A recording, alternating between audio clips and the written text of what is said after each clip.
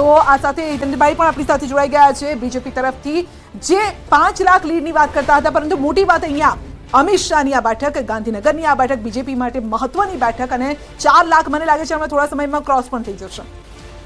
સમગ્ર ગુજરાતમાં જે પ્રમાણેના રુઝાન છે અને 2-1 કલાકમાં જે આપણને પરિણામો પણ મળવાના છે, મને લાગે છે કે ભારતીય જનતા પાર્ટી ખૂબ સારા પ્રદર્શનથી એનડીએની સરકાર, ભારતીય જનતા પાર્ટીની સરકાર બનવા જઈ રહી છે.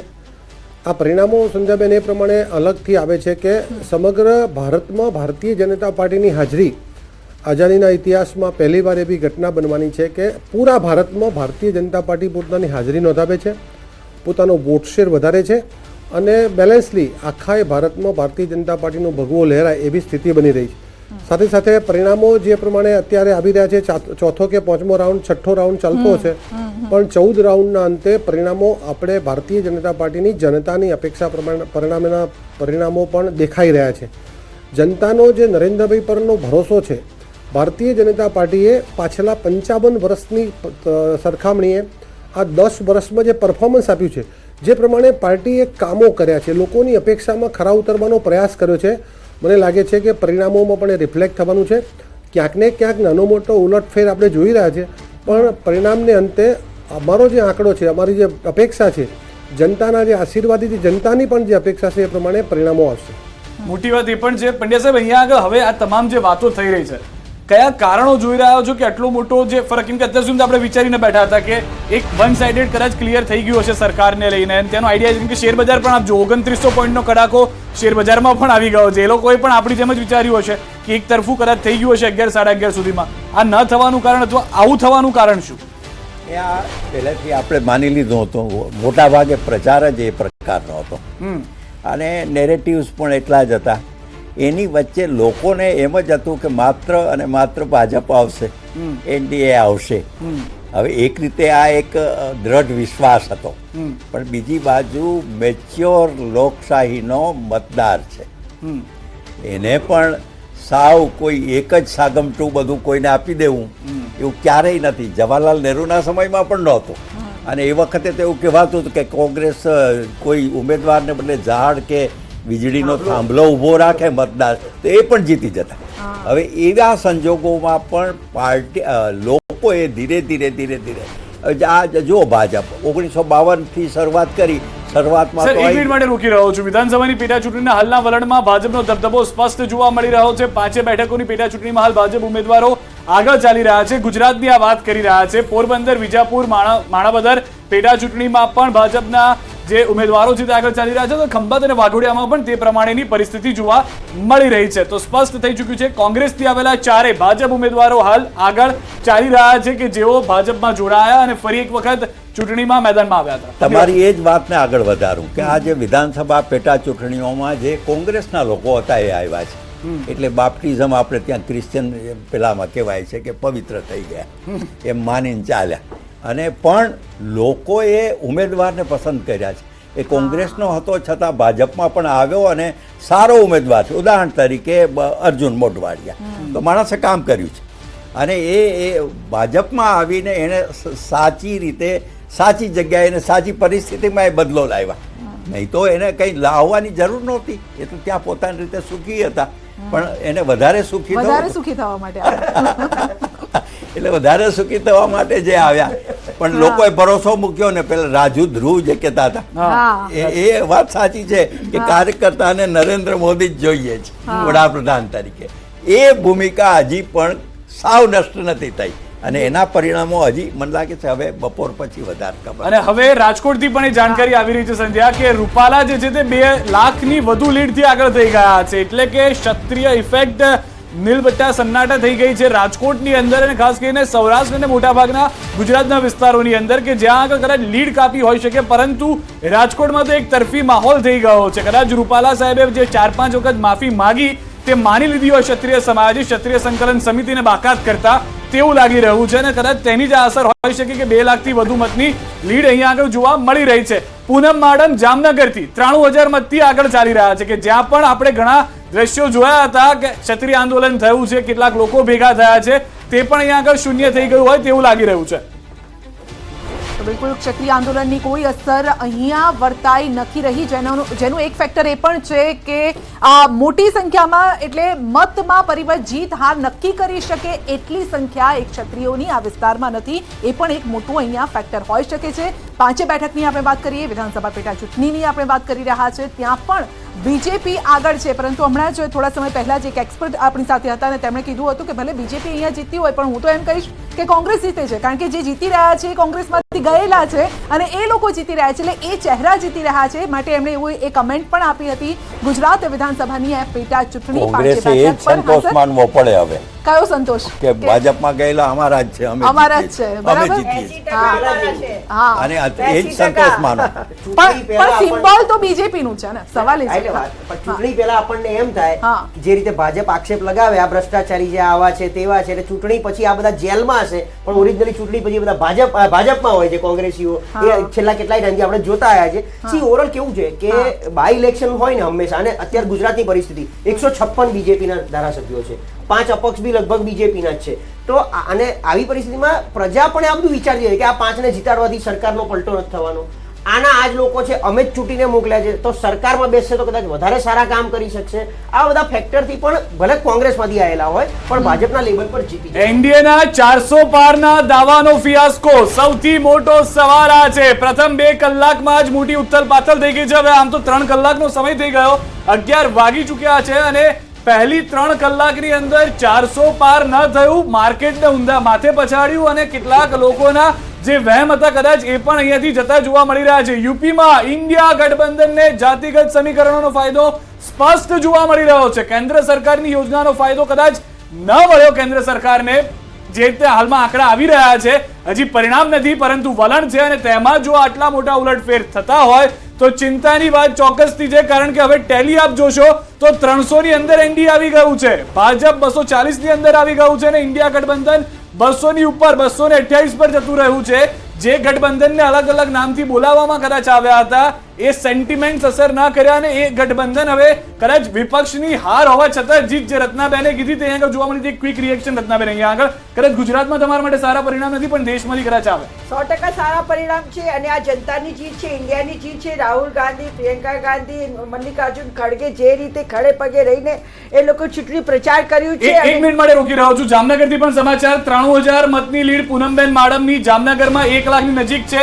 જામનગરમાં પણ ક્ષત્રિય આંદોલનની અસર જોવા નથી મળી. ક્ષત્રિય આંદોલનની અસર રાજકોટ બાદ જામનગરમાં હશે તેવી વાતો થઈ હતી, પરંતુ 1 લાખ મતની લીડ, સવારમાં થોડું એક્શન હતું કે જ્યાં આગળ થોડા પૂનમબેન આગળ પાછળ ચાલી રહ્યા હતા, પરંતુ એક તરફી હવે જોવા મળી રહ્યું છે. 1 લાખની લીડ. વાત પૂરી કરશો. गिरते वही है जो मैदान जंग में लड़ते हैं. હું આ વાત કરું છું. અમે લોકો બહુ જ ઉત્સાહથી લડ્યા છીએ, બહુ જોશથી લડ્યા છીએ અને નરેન્દ્ર મોદી સાહેબની ગેરંટીઓની સામે લડી રહ્યા છીએ.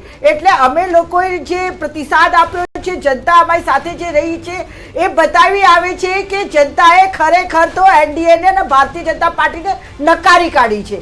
ભલે જીતી રહ્યા છે પણ એ લોકો જીત્યા નથી, એ લોકોની જીતમાં હાર છે ને અમારી હારમાં જીત થવાની છે. ઠીક છે. અને આ જ રસ્તાકસી અહીંયા બનાસકાંઠામાં પણ જોવા મળી રહી છે. રેખાબેન 8,000 મતથી અત્યારે આગળ ચાલી રહ્યા છે. સવારે ગેનીબેન આગળ ચાલી રહ્યા હતા, એટલે આ પણ સતત 8,000 મત, જેવી રીતે આપ પણ કહી રહ્યા હતા કે આ મત એ મત ન કહેવાય, જીત હાર નક્કી પણ ન કરી શકે. કદાચ નેક્સ્ટ રાઉન્ડમાં એ પાછળ પણ થઈ જાય અને ગેનીબેન આગળ પણ થઈ જાય. અર્જુન મોઢવાડિયા 50,000 મતથી આગળ, આ પણ એવું મોટું માર્જિન નથી. દાદરાનગર હવેલીમાં કલાબેન પણ કંઈક ઉલટફેર અહીંયા સર્જી શકે છે. શેર બજારમાં 3800 પોઈન્ટનો કડાકો જોવા મળ્યો છે. જે ગઈકાલે ઇન્વેસ્ટર્સ જે હતા હરખાઈ ગયા હતા, આજે ઊંધા માથે પછડાયું છે શેર માર્કેટ, અને જેનું રિફ્લેક્શન એટલે કે આજે આંકડા આવી રહ્યા છે, આજે પરિણામનો દિવસ છે ને જે રુઝાન આવી રહ્યા છે ને જેમાં ઇન્ડિયા ગઠબંધનના પોઈન્ટ્સ જે રીતે આગળ વધી રહ્યા છે એની જ આ અસર અહીંયા માર્કેટમાં પણ જોવા મળી રહી છે. નિફ્ટીમાં 1150 પોઈન્ટનો કડાકો જોવા મળી રહ્યો છે. મજબૂત ટક્કરના કારણે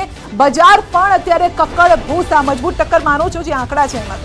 સંજયબેન, આમાં ભારતીય જનતા પાર્ટીએ જે પ્રમાણેનો અત્યારે આપની ટેલીમાં જે ફિગર બતાવવામાં આવે છે, મને લાગે છે કે આટલું સારું પરફોર્મન્સ સતત ત્રીજી વારની સરકારમાં પ્રો ઇન્કમ્બન્સી સરકાર તરીકે મને લાગે છે કે ભારતની રાજધાની રાજકીય ઇતિહાસમાં પહેલી વાર હશે. અને 1984 પછી સ્વતંત્ર સરકાર 14માં બની પછી સતત ત્રીજી વાર આ સરકાર બને. આજે પણ ભારતીય જનતા પાર્ટીની સરકાર એકલા હાથે બનવા જઈ રહી છે. એનડીએ એના કરતાં વધારે સારું પરફોર્મન્સ કરવા જઈ રહી છે. એકાદ કલાકનો સમય આપો મને. અને તેમ છતાં તમે હરખાવ છો કે અમે જીતીએ છીએ. ઊંધા માથે પટકાયા પછી જે હજુ સદી મારવા માટે પણ સક્ષમ નથી થયા. અને રત્નાબેન એટલા બધા આનંદમાં છે, મને લાગે છે કે આ આંકડા તો જુઓ તમે. એકવાર 353 1980માં અને એકવાર 371. તો આ પછી ભારતીય જનતા પાર્ટી સતત આટલા મોટા માર્જિનથી ત્રીજી વાર સરકાર બનાવવા જઈ રહી છે.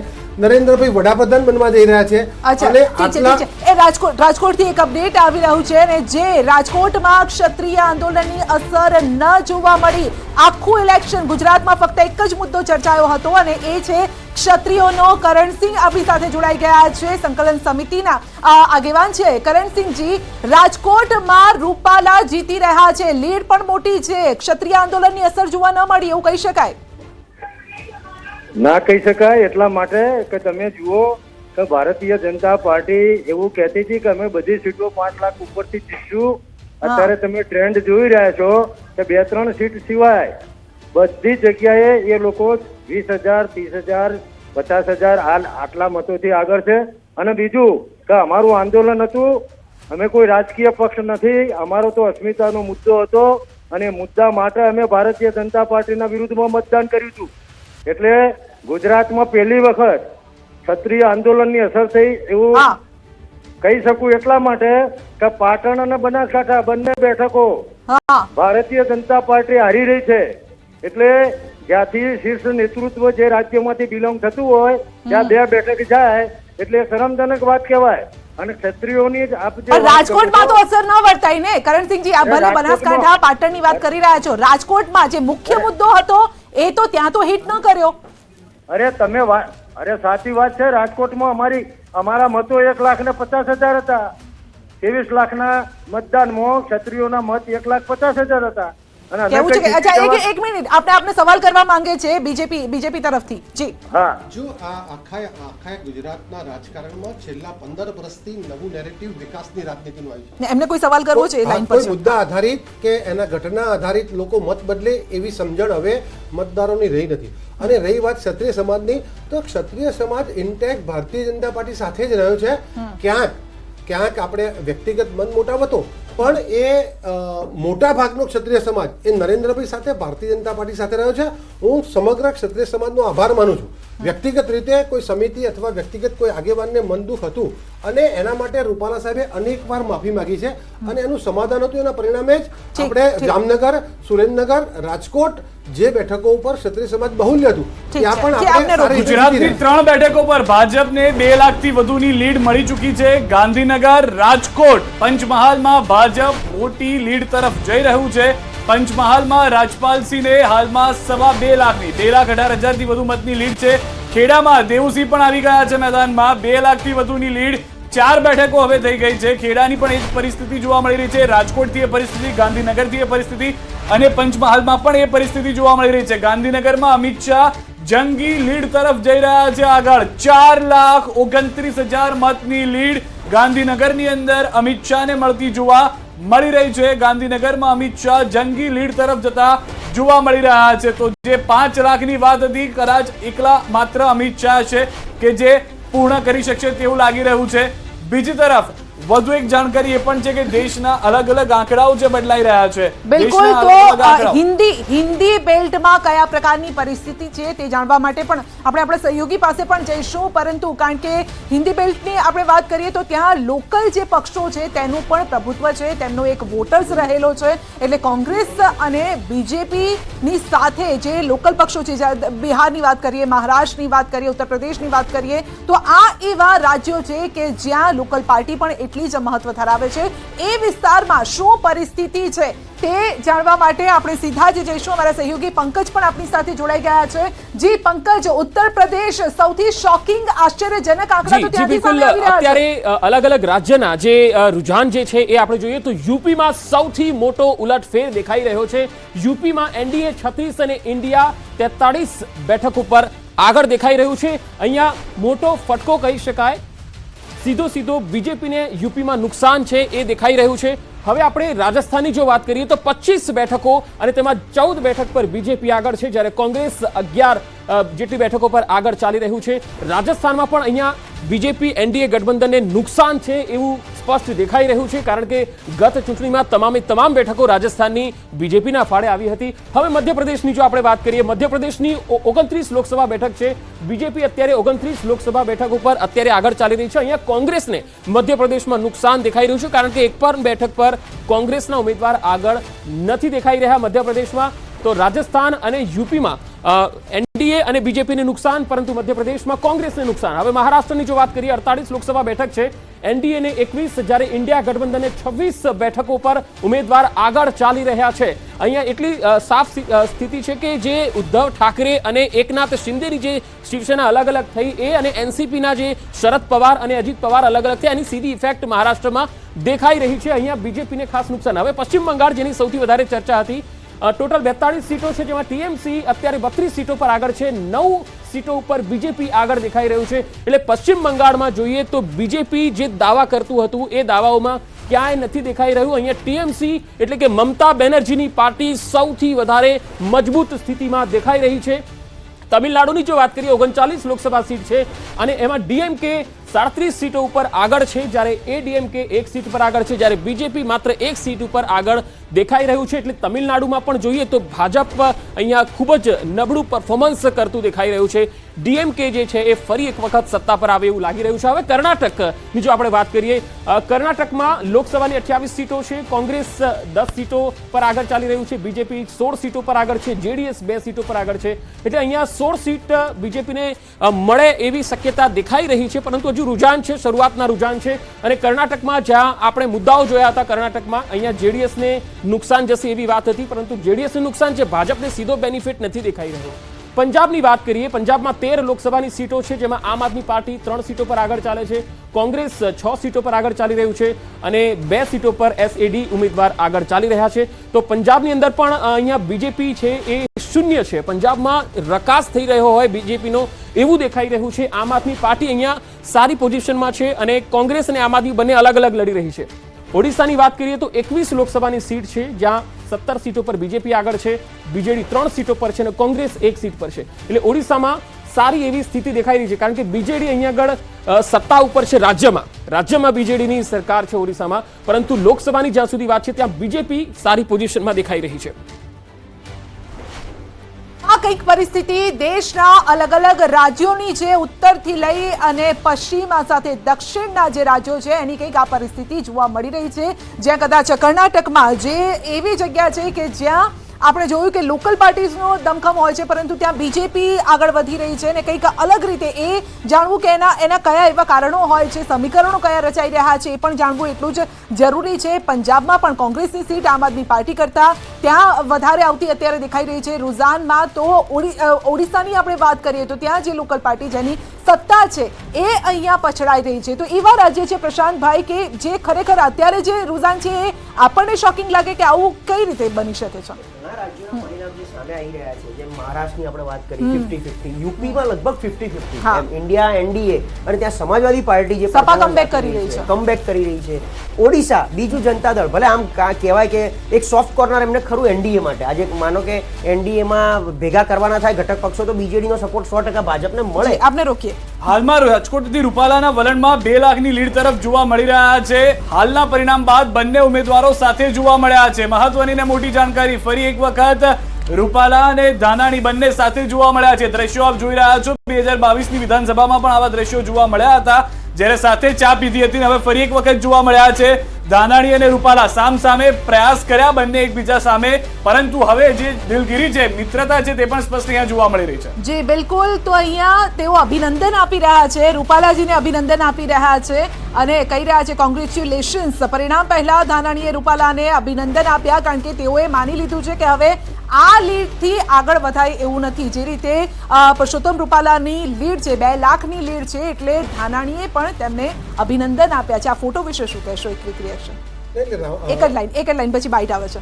નીકળ્યા હતા એ અમરેલી ધ્યાન રાખજો એવું કહીને રાજકોટ સાચવવા નીકળ્યા હતા, પણ બાવાના 2 બગડાયું. અચ્છા ઠીક છે, બાવાના 2 બગડ્યા. ઠીક છે, બાઇટ સંભળાવી દઈએ.